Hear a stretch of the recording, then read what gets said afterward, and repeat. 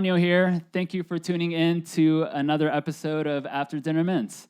Before we begin, I highly encourage everyone watching to join us in the Artblocks Discord. A link to our Discord can be found in the description of this video. Make sure you like, comment, and subscribe to our YouTube channel so you don't miss an episode of our weekly show. Today's After Dinner Mints is different from our previous discussions, but it is something very important that we would like to address, and that is the topic of mental health.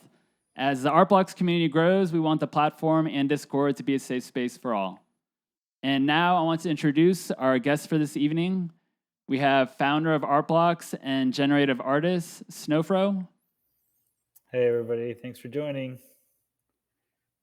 And then we have a clinical psychologist licensed in California and practicing in Los Angeles.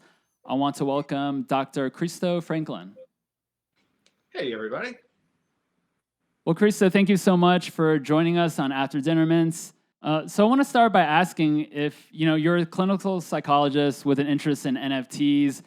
What do you think our community of collectors and artists should be aware of from a psychological point of view? About the psychology of it. Anytime I have sudden emotional stimulation, I got to ask myself, okay, do I notice how I'm using this, how I'm interacting with this? And this is going to be true whether it's online gaming or time on TikTok or just reviewing my 401k, right? Anytime I have access to sudden emotional stimulation, I got to ask myself, do I notice how I'm interacting with this, how much time I'm devoting to this, and what emotional needs am I bringing to this? Got it. Emotional needs? Can you explain further on that? Yeah, not emotional needs like I need someone to love me, but emotional needs like with regard to emotional self-regulation. I ask myself, hey, am I doing this when I'm down, when I want to procrastinate, when I'm feeling hopeless? Not that answering yes means there's a problem, because we all do things to cheer ourselves up, to procrastinate, and to find hope. Got it. And then, so these are not signs that there's a problem. Like, what are the signs that there could be a problem? Signs that there are problems, like warning signs. Yeah, correct. Yeah, okay. Well, classically, with this kind of situation, there are 9. Okay, so nine warning signs. Can we go through and maybe just discuss all 9 of them? Yeah. So,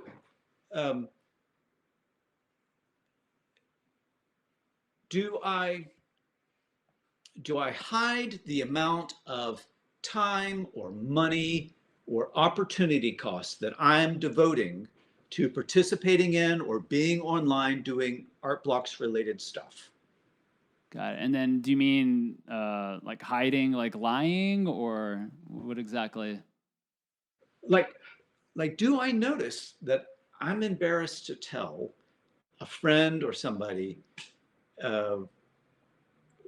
what it is I'm doing, how much time I'm spending, what I'm devoting to doing this? That would be the thin end of the wedge. The obvious case is that you're not telling your spouse how much of your Ethereum holdings are you devoting to this. Got it. Like you've just like lost a lot of money. Yes. So the obvious case is when a lot of money has been allocated or lost. The less obvious case is when you're passing up on sleep, or other kind of fulfilling responsibilities. And then the most subtle version, the thin end of the wedge, is whether I'm embarrassed to talk about it, regardless of the amounts involved. Because if you're embarrassed to say how much you're devoting to doing this in time and attention, that's toxic shame. Mm-hmm. Got it. And then can you talk to us about, the other 8 steps or 8 signs? Okay, so am I devoting more than I can afford in terms of the detriment to my budget, to sleeping, time at work, quality relationships with friends or family. Got it. And so that was number 8. Yeah. The next one is, do I begin to treat my time on art blocks related activity as my only form of me time? Like, if I haven't had some time today to check in on art blocks, then I feel like I haven't had a break today. And I feel like I need to do this in order to take a break for everything else in my life. And ultimately, if nothing else seems rewarding or enjoyable, then you've put too many of your emotional eggs in one basket. Mm-hmm. Got it. Okay. And then can you talk to us a little bit about the other 6? So those are the first 3, and there's a total of 9 signs. Yeah. The next classic one is, if I've asked anyone for time or money or their indulgence because I didn't meet one of my responsibilities so that I could prioritize online art block related activity, then that might be a warning sign. Got it. Okay. And there's was that number 6, I'm assuming? So we got 5 more? So number 5, if I've ever told myself that the solution to any problem is to spend more time and effort on art block activity, like that it's going to be the solution to a concrete problem like retirement, or to an abstract problem like, how am I going to show those I care about that I'm not a failure? Got it. And then number 4? Chasing losses. Got it. Okay. And then number 3? If I begin to feel anxious because it's been a while since I've done, that since I've checked in, since I've looked, and that nothing relieves that anxiety except going and checking in, logging in, and having a look, that's a warning sign. Got it. And then number 2? That the priority I'm giving to doing, for example, art block activity online, that the priority I'm giving doesn't change even though families or friends or workmates are telling me that my relationship with them has become damaged because I'm giving too much priority to this. Got it. And then, so those are the 8 signs right there, and we have one more sign. And what would that last sign be? Oh, the classic one. If I have said to myself or others, yep, I'm going to cut back, that you're going to come back in any way, and then I don't fulfill that, that's a warning sign. Got it. And so that entails the full 9 warning signs. And what are these actually warning signs of? Like, is there that there's like a problem? We can be more specific. These warning signs are warning signs that you are relating to art blocks, online activities compulsively. And that's not just like a term, compulsive. What you're saying is that if you are doing these things, these 9 things that we've talked about, in effect, you are damaging your relationships. You're spending more than you can afford in time, money, and goodwill. You're developing feelings of shame. And if you do enough damage to your own material condition and to your relationships and to your psychological health, in the end, you're sawing through the branch you're sitting on. Mm-hmm. Yeah, and that's definitely not a good thing. Worst case scenario, are you thinking like worst case scenario, like people starting to have like suicidal thoughts? This is what happened. This could be what happens because let's say that you do get to the point of having a crisis. If you are ashamed and you've really dug yourself into a hole in terms of how much you've lost, and you've damaged the relationships that would have been supportive, How then, who are you going to call on? How are you going to cope with this crisis? And that's why relating to this compulsively is a problem. Yeah, and that's definitely a bad thing. Absolutely. Yes, it is. So you were talking about suicidal thoughts or suicidal desire. Mhm.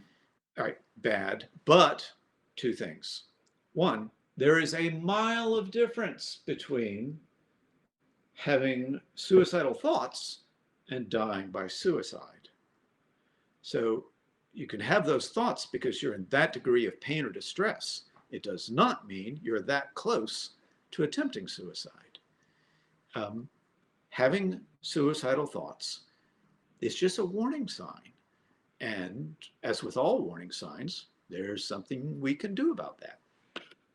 And what's that exactly? Well, in effect, you've got to pull over to your pit crew.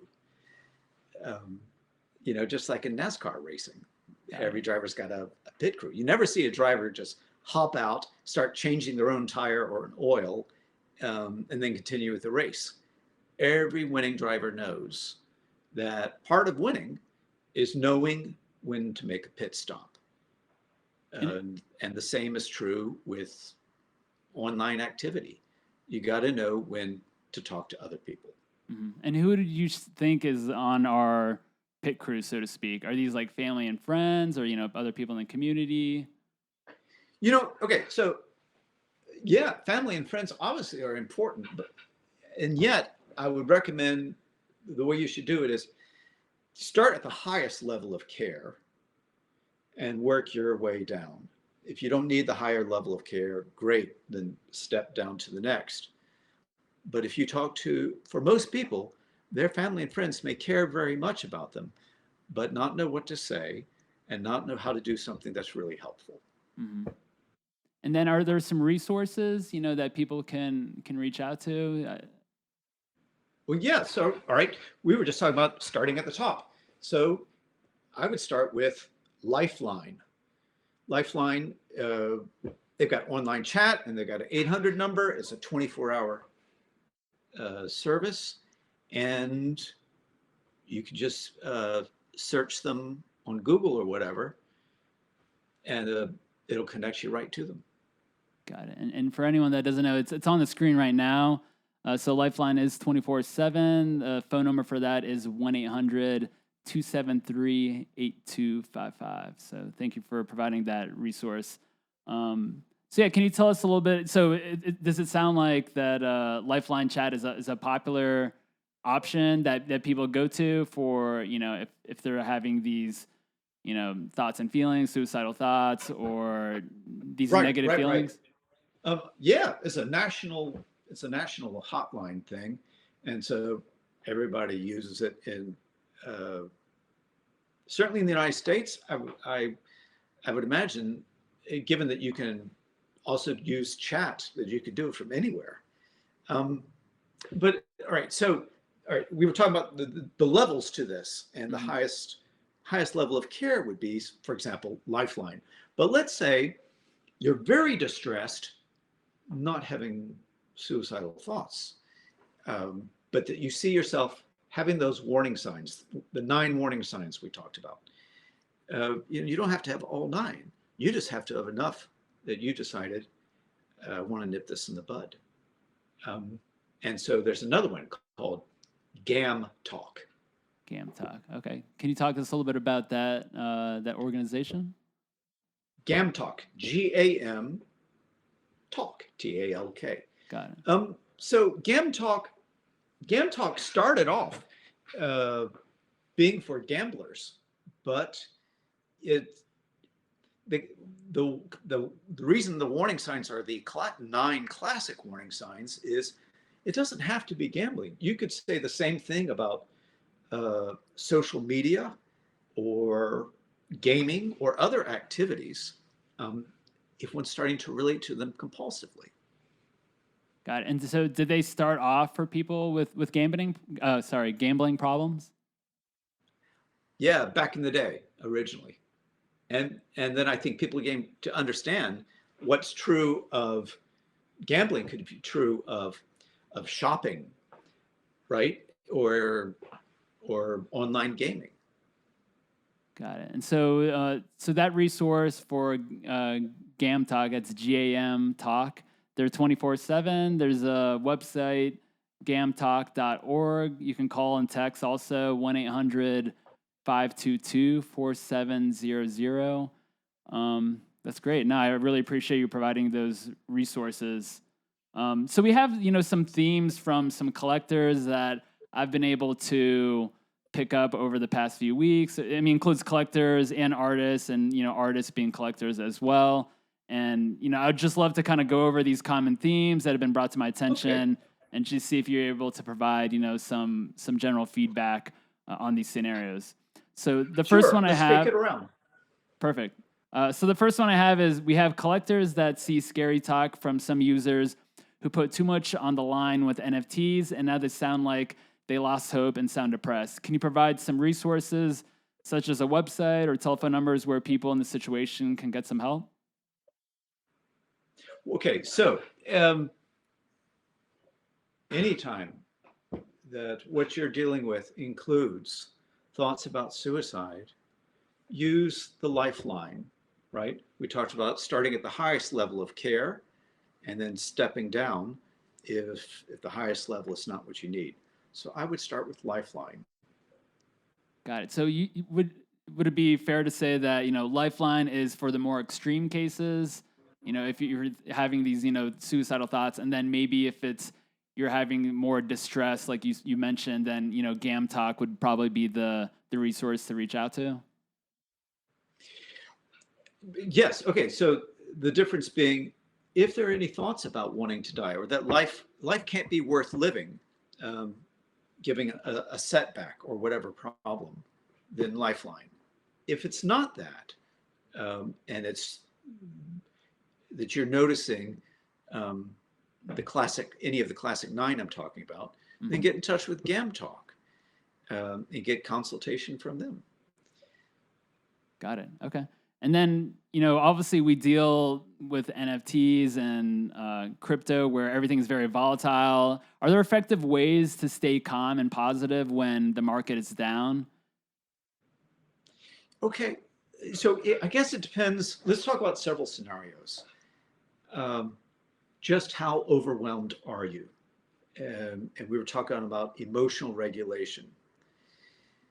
If you are so overwhelmed that you can't think straight because you can't deal with the emotions of it, then what? Actually, there is a guaranteed thing that will work for that, and it's called the mammalian dive reflex. The mammalian diving reflex, and you can look that up on YouTube. Okay. Is a reflex where you can use a soft ice pack, or just fill a basin with ice cubes and water. It's got to be cold. And if you exhale and put your face in the cold, in the ice water or in the ice pack, and your face has to be lower than your heart, it kicks in a reflex, and your heart rate will just drop, and you will calm down, and you will feel chill. And because it's biology, you can bank on it. This will work. And the mammalian diving reflex. Okay, great. I'll have to definitely look that up on. You said it's okay. There's a YouTube video, I guess, kind of discussing there are a that bunch. a little bit. Okay, there are a bunch. Great. So that will chill you out, and it's kind of like hitting restart on your operating system emotionally. Okay, so but let's say it's not that you're emotionally overwhelmed, but you're anxious and you're captivated. You can't stop thinking about it. Mm-hmm. Well, and on the first hand, going off and just stop looking. Get offline and go do something else, or go tell someone about what's on your mind and get comforting. Yeah, I think definitely like disconnecting is probably going to be a a huge part of this because I mean it's so easy. I think I mean especially for myself and for people that I know, it's you get caught up in the game of being like what's the next big thing, what's the next big thing, and it just I think it's so important to just disconnect, even if it's for half it, even like an hour or two, just to like step away, get some fresh air. I think those are I'm sure some small things, but yeah, I'll have to definitely look up that. And what was the name of it again? That YouTube video you told me to look up? Oh, the search term. Uh-huh. So mammalian, as in mammal, Okay. diving reflex. Mammalian done. Okay, I'll definitely have to check that out. So I wanted to back up to what you were just talking about. Sure. Like taking a time off, right, to turn off the computer and go run around outside or get comfort. That's step one. Step two is to notice, does that work? Because if after you've disengaged online and you're still distressed, you're still captivated, that's valuable information. That tells you something about, well, what is my ability to self-regulate? And maybe what you need to do is to develop mindfulness, which is the ability to be okay even though you don't feel okay. Got it. And what are your thoughts on meditation and just some of those like more, I guess, Zen type of practices? Do you think that those are helpful as well in these times? I certainly find it helpful for myself. And there's lots of clinical application of mindfulness. It's the ability to be widely aware. For example, the opposite of mindfulness is low skill captivation.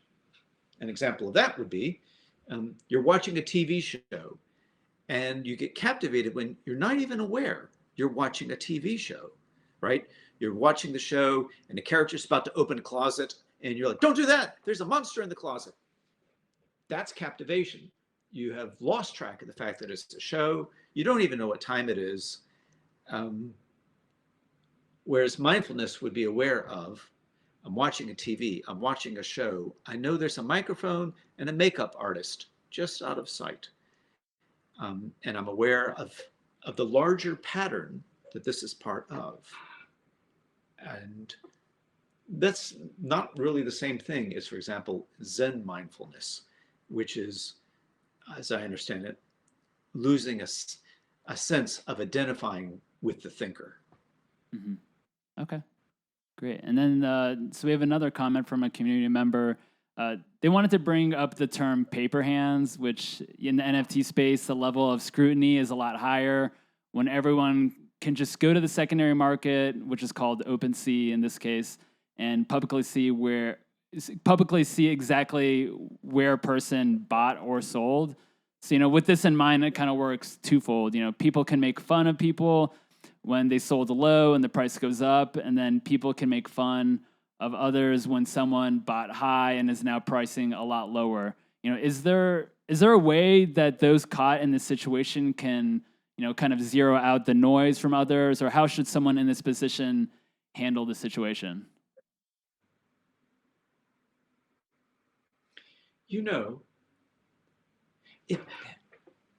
I think here's a useful way to think about it. The problem is not created because of reading what others have commented on. It's on reading what the others' comments. It's at that time that one becomes aware of one's own vulnerability. It's kind of like this. If you're in a room in the dark and you run into a chair, running into the chair is not what put the chair there. The chair was there before you hit it, but hitting the chair made you aware of it. Same thing is true with the pain you feel maybe when you read a comment online. There was a pre-existing vulnerability, and that was happening. It affects the way you perceive things. What is it that you fear is true? And it's that which makes encountering this painful. But the comment is not what inflicted the pain. It was your vulnerability. You know, like if you're opening a safe, it's not the turning of the lever that opens it. It has to have gone 36 left, 26 right, 12 left. And if those things have happened, then turning the handle will open the door. Same idea. Got it. Okay. If this is painful to you, then you need to look at what was the 36, 26, and 12 that's still affecting you. Got it. Okay. The next comment I have is, some people have mentioned that the Art Blocks NFT community has been beneficial for the life. It motivates them to create and appreciate art, which is highly cathartic and rewarding. On the other hand, the space can be intertwined with social media, which can be highly addictive and can lead to mental health issues. What are some healthy habits that people should form while being part of an online community without falling into the trap of social media addiction? Well, that has a lot of parts to it. And here's the direction I would go with it. The skill or the habits aren't actually about trying to restrain or control how much time you're spending in art blocks related activity. The skills, the mindset that does matter is almost the meta level. Are you being intentional and deliberate about becoming your future self? And that's what you're just doing with your life. And it would be true whether you were engaged in art block, being a member of the art block community, or being a member of your family, or being a member of your workplace, or just, everything in life. Are you actually being deliberate about becoming your future self? As opposed to saying, you know what, just do your life your usual way, your habitual way, your unreflective way, and just make sure you don't do it in a mentally unhealthy way. That's the wrong habit. That's the wrong mindset. Okay, perfect. And then another comment we have was, NFTs hit so many levels of addiction and pumps the dopamine like nothing they've ever seen or nothing they've ever experienced. The addiction to checking prices, the FOMO of drops, making a big sale, the infinite black hole of knowledge, and the sheer speed of the space has sucked them in. Their work life and their home life has been affected to a certain extent. Do you have any, recommendations or resources for people in this situation? All right. So it goes back to the chair in the dark room idea. If you find yourself relating to this or gaming or TikTok compulsively, the problem is not just, I've got to change how much time I'm devoting to this, how much effort I devote to this. The question is, why do you need this? Why do you need this activity to emotionally regulate yourself? What is it that you are feeling that you don't want to feel? Mm-hmm. What is your soul's complaint? That you're using art block to lose yourself from that. I think you will wind up enjoying art block and generative art and being a member of the community so much more, because there's a lot that's awesome about this.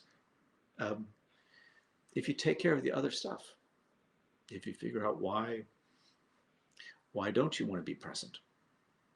Got it. Okay. And, I think in this space, there's a lot of transparency. So with that, there's a lot of comparison. And it's inevitable that you create comparisons between yourself and other artists and or collectors. It can suck the joy basically out of things that you do. And then how do you put this in context and basically balance things out since you're comparing yourself to others on a regular basis? One suffers in those situations because of what. Here's one model for looking at it. It is a pragmatic model. It's pragmatic in the sense that it helps you to do something about it. What is it? If you can identify, oh my goodness, I feel distressed when I notice whatever it is I noticed. And when I feel that distress, what is the thought that happens? And if that thought is true, what is the bad thing about that? And if that keeps happening, what is the bad thing it says about me or my future? And what that inevitably comes to is there is something I fear is true about myself. And the reason I feel this pain and hurt when I engage in social comparison is because I'm not just looking around and run into this.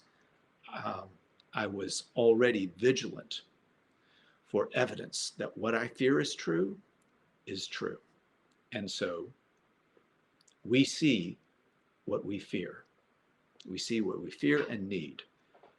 And so in this case, you have found what you feared you would find. Got it. Okay. Another collector responded with, we also have a collector who wanted to mention to people that it's important to only invest what you can afford and potentially afford to lose. Also healthy habits like sleeping, eating healthy and on a regular basis, exercise and staying off Discord can help. They tend to find the Discord channel Block Talk. Block Talk is an area on our Discord where a lot of people talk about financial gains or losses, and it's a huge. It's a lot of like highs and lows, and it can be exhilarating when things are good, yet stressful, at other times as well. And how do you? I guess it's more of just like a comment that this is something that we've seen a lot, and is there anything that you can recommend to people who are basically, the amount of conversation in this thread, it can move very quickly. Obviously, just like that's how crypto and the NFT space is. But is there a way where people that are joining these conversations that they should react or not react? Or is this something where if people are stressed out, do you think it's just easy for them to just leave the space, or just leave the channel and kind of focus their time somewhere else? As you were describing it, you're right. That is what it's like. It is wonderful. And there's a lot of sharing, and there is humor, and there is passion, and there is interest, and there's creativity. So that is not the problem. The problem comes when somebody arrives, and what they bring to it is a pre-existing vulnerability, which perhaps they're not aware of.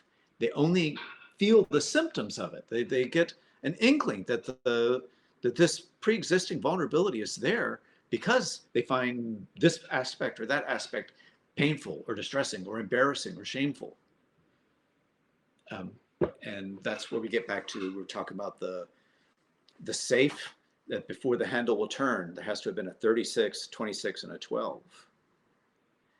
This is valuable information if you're curious about yourself, to know, is there a 36, 26, 12? Because that's the only way the handle will turn.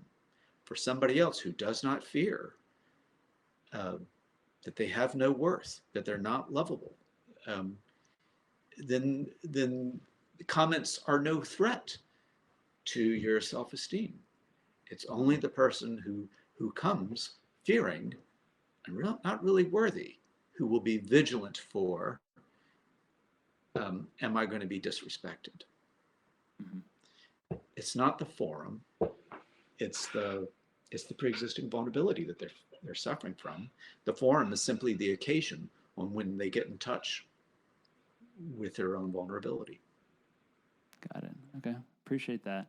I just want to take this time also to remind everyone that at the end of the day, we're all people. We all come from different backgrounds, grew up in different environments, and I feel like a lot of these do play a big factor in how we interact in this unique space. And I don't know. I think this is definitely great to have some discussion about mental health. It's so important, and it affects each one of us. Whether it's something outside of the crypto space that we're bringing in, or it's something we're experiencing in crypto space and then bringing out towards people in real life. So we are all people, and I hope that everyone just think that this person could be having the worst day of their life, and I hope that we're just all looking after each other. And I just really appreciate you, Christo, for providing us some information, some resources that hopefully some of us can utilize if we're in a tough space or in a bad headspace. And I just wanted to ask, maybe Snowfro, if you potentially had any questions or if you had any comments, regarding our discussion today on mental health. Well, yeah, first I just want to say thank you again, Christo, for joining. Masood, thank you very much for hosting this. And you did a lot of legwork to put this together. So very grateful for that. And there's a few other people on the Art Blocks team that have really kind of taken this initiative. And I think you guys covered everything, but I just kind of want to say something from a personal perspective that, we're sitting here in a little get to know each other chat with Christo a few weeks ago, and kind of expressing our concerns. And I mean, I'm definitely someone that thinks, oh, this doesn't necessarily apply to me. Like, this is something that I worry about. We worry about the community. I was around in 2017, 2018.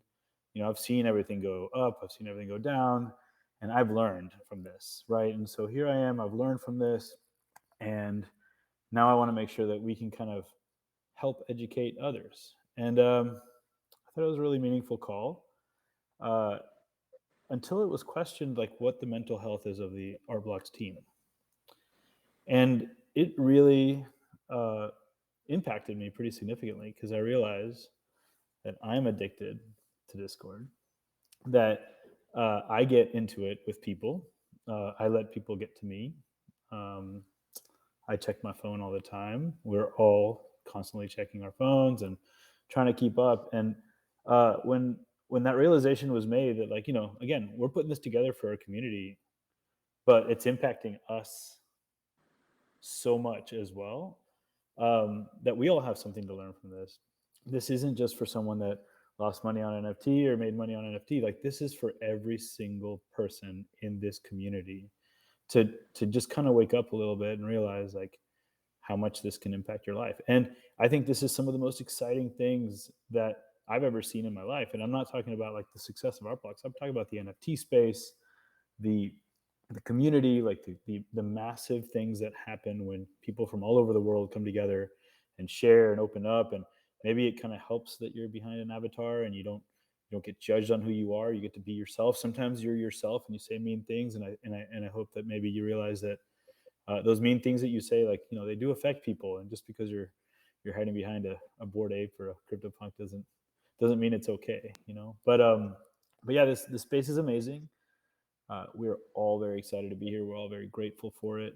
But as amazing as it is, it comes with its downfalls. And I was personally touched by the commentary that Christo made about, questioning, like, well, how's your team doing? Like, how are y'all hanging in there? I see Panyo, Masood, Druid, Dan out there, duking it out with people, or mods all day, every day. Like, it's just, so yeah, I just wanted to kind of share that. Like, it's wild to think that you do something for somebody else and then it just hits you and you're like, well, shit, like, this is for me too.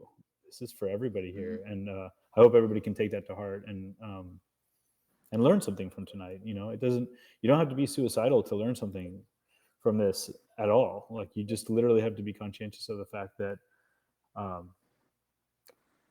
checking Discord every 30 seconds or every 30 minutes or even every 3 hours is probably not healthy.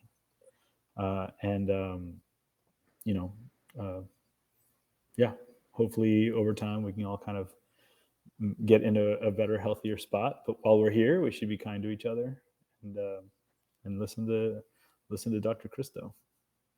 Cool. Well, I appreciate those great words. I just also want to remind people that anyone watching this, we're going to provide some of those resources that we mentioned inside of the YouTube description. So, if you ever need to access any of those resources, those will be in the YouTube description. And, with that, I don't know, Snowfro, if you had any other notes that you wanted before we kind of sign off on this special edition of After Dinner Mints? Nothing for me other than, thank you. Anybody that's made it through this long, thank you for listening to this and for taking the time to kind of, absorb and, just be nice to each other, be kind to each other, be conscientious, and we'll do okay. Great. Appreciate that. Well, I want to thank our guest, Snowfro, and also Dr. Christo Franklin, who is a clinical psychologist licensed in California and practicing in Los Angeles. For anyone watching, make sure you comment, like, and subscribe to the Art Blocks YouTube channel. And as always, especially with this episode, be kind to each other and remember to buy what you love and what you can afford. And we will see everyone next week. Thanks, everyone. Thank you so much. Good night.